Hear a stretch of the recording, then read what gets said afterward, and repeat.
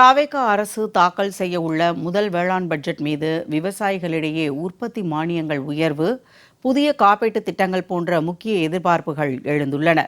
வேளாண் பட்ஜெட்டில் விவசாயிகள் எதிர்பார்த்து காத்திருக்கும் அம்சங்கள் என்ன என்பது குறித்து விவரிக்கிறது இந்த செய்தி தொகுப்பு.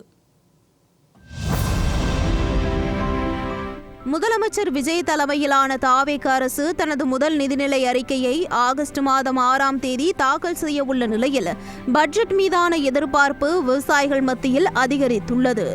விவசாய பட்ஜெட்டில் தோட்டக்கலைத்துறை பயிர்களுக்கு கடன் உதவி, மானியம் வழங்குவது மட்டுமல்ல, இளம் தொழில் முனைவோரை ஊக்குவிக்க கருத்துரு இடம்பெற வேண்டும் என இளம் தொழில் முனைவோர்கள் எதிர்பார்ப்பில் உள்ளனர். தோட்டக்கலைத்துறைக்கு பெருசா லோன் மானியம் எதுவுமே கிடையாது. அதை அவங்க கொண்டு வரணும். கீரை விதைக்கிறவங்களாகட்டும், அது எல்லாமே தோட்டக்கலைத்துறையில் வர்றதுனால அதையும் கொஞ்சம் கண் பார்த்து கவர்மெண்ட் நல்லது செஞ்சால் நல்லா இருக்கும் அப்படின்னு சொல்லி நாங்கள் நினைக்கிறோம். மத்திய அரசும் சரி, மாநில அரசும் சரி, விவசாயிகளோட குரலுக்கு செவிசாய்ச்சு எங்களுக்கு நல்லபடியான ஒரு வங்கி கடன் ஆகட்டும், ஒரு தள்ளுபடி கடன்கள் ஆகட்டும், இந்த மாதிரி எல்லா வசதிகள் பண்ணி கொடுக்கணும் அப்படிங்கிறதோடு விவசாயிகளான எங்களோட கோரிக்கையாக இதை நாங்கள் முன்வைக்கிறோம்.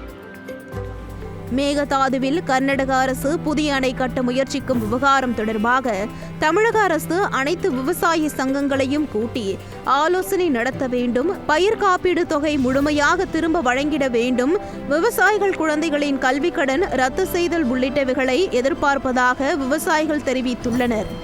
நாங்கள் கடன் தள்ளுபடி பண்ணணுங்கிற நாங்கள் எதிர்பார்க்குறோம். ஒன்று, இது ஆற்றில் 10 கிலோமீட்டருக்கு ஒருக்க தடுப்பானை கட்டணும். தடுப்பானை கட்டலைன்னா நிலத்தடி நீர் குறைஞ்சிட்டே போகுது. திட்டத்து 500 அடி 600 அடி போகுது. குடிநீர் தட்டுப்பாடு ஏற்படுது. ரெண்டாவது படித்த குழந்தைகள், விவசாய பிள்ளைங்கள் படித்தவங்களுக்கு கல்வி கடன் ரத்து பண்ணணும். அந்த தனிநபர் இன்சூரன்ஸ் ஏற்படுத்தணும். நெல் கொள்முதல் நிலையங்களில் லஞ்சம் வாங்குகிறாங்க. அந்த லஞ்சம் வாங்குறதை தடுக்கணும். இதை நாங்கள் இந்த விவசாய பட்ஜெட்டில் மிகவும் நாங்கள் எதிர்பார்க்கிறோம்.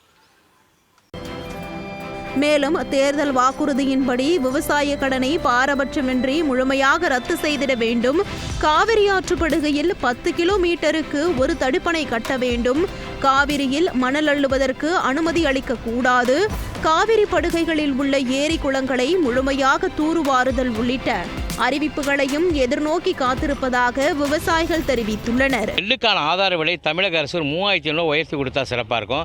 கரும்பு டன்னுக்கு 5000 ரூபா கொடுக்கணும் நாங்கள் எதிர்பார்க்குறோம்.